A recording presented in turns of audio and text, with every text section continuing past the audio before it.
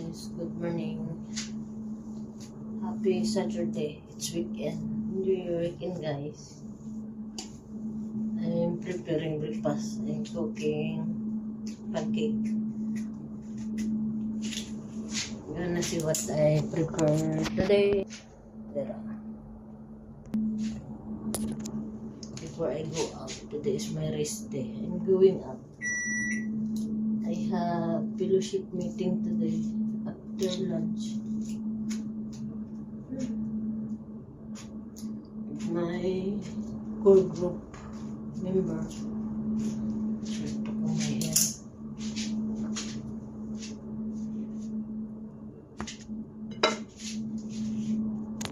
Every Saturday is my rest day, but I'm busy in the church.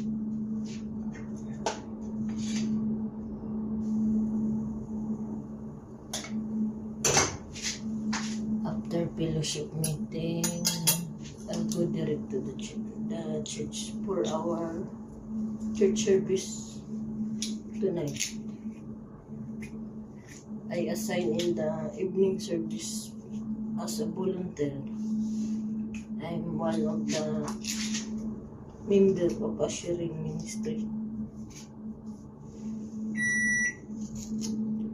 My hair is red to go.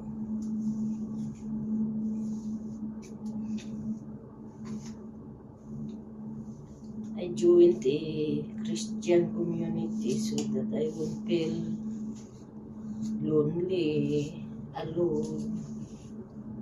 I have just like they are like my family.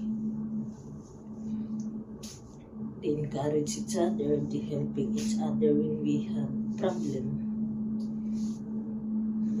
How many times I lost my job, they're helping me to find a new job. And when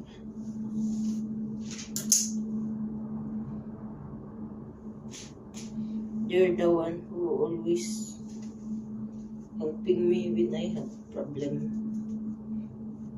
They lend their hand, they're willing to help me.